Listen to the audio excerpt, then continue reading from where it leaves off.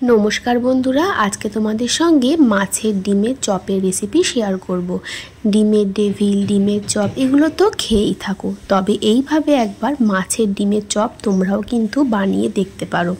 বৃষ্টির দিনে সন্ধ্যাটা কিন্তু গরম গরম এক কাপ চা বা মুড়ির সাথে একদম জমে যাবে। তো দেখো সবার ফার্স্টে মাছের ডিম নিয়েছি আর একটা লেবু দিয়ে এটাকে একটু সেদ্ধ হতে বসিয়ে দিলাম।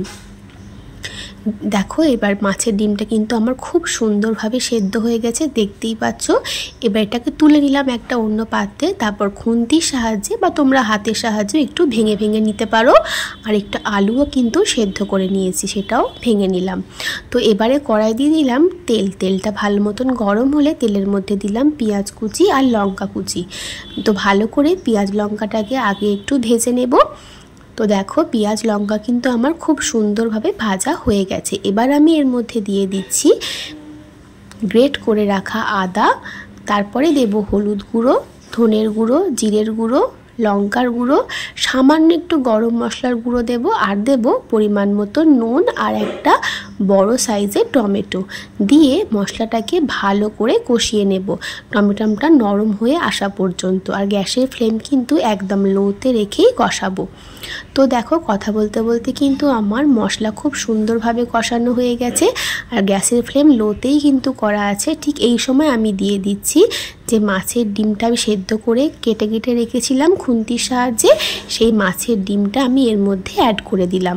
দিয়ে গ্যাসের ফ্লেম লোতে করেই কিন্তু মাছের ডিমের সঙ্গেও এই মশলাটাকে খুব ভালো মতন করে একটু ভাজা ভাজা করে নিতে হবে।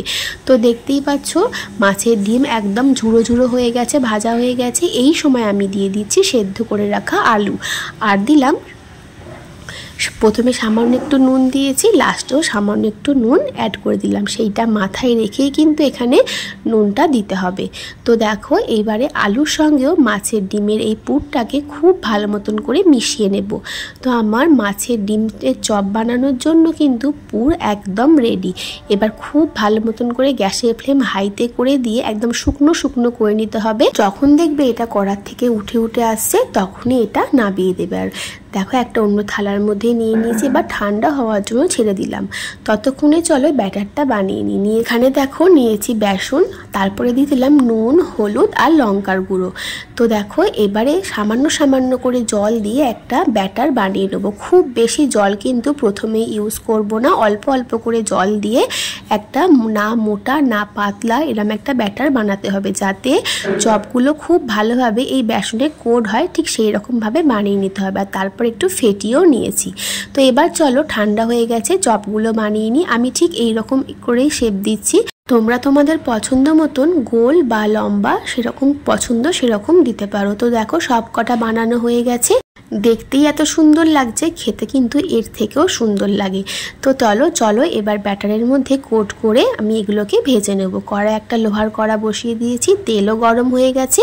এইবারে আমি এগুলোকে ভালো করে কোট করে নিয়ে এরকম করে তেলের মধ্যে ছেড়ে দেবো। আর গ্যাসের ফ্লেম কিন্তু লো টু মিডিয়ামে করে ভাজবো, হাইতে করে ভাজবো না। যদিও বা পুরটা আমার একদম রেডি, তবুও লো টু মিডিয়ামে করে ভাজলে কিন্তু খুব মুচমুচে হবে আর ভেতর থেকে সুন্দরভাবে ভাজা হয়ে যাবে, কোনো রকম কাঁচা থাকার ব্যাপার থাকবে না। তো দেখো এরকম করে গ্যাসের ফ্লেম লো টু মিডিয়ামে করে উল্টে পাল্টে লাল লাল করে ভেজে নেব দুটো পিঠ, তাহলেই কিন্তু মাছের ডিমের চপ একদম রেডি। তো একটা পিঠ ভাজা হয়ে গেছে, তুলে দিচ্ছি, আর একটা পিঠ উল্টে দেবো। তো চলো এইভাবে প্রত্যেকটা আমি ভেজে নিই, তারপর ফিরে আসছি।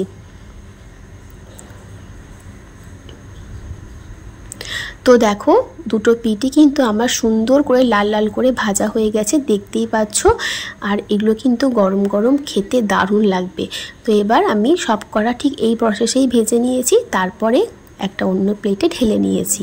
তো দেখো তৈরি হয়ে গেল আমার মাছের ডিমের চপ।